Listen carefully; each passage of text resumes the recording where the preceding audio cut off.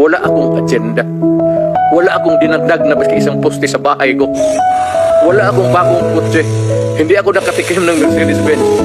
Dinibdib ko talaga ang trabaho ko para sa bayan ko. I do not know if you still believe in me. Nakatingin ako sa inyo, dapat Kung presidente man ako dahil sa tao, ano, okay lang. Pero kung mag-abutan ko yung senaryo na, what do you think will happen?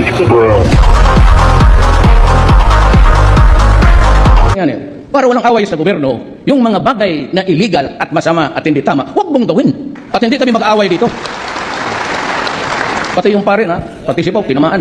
Maiksi lang po sa sambayang Pilipino. Maraming salamat sa inyo. I am here because I love my country and I love the people of the Philippines.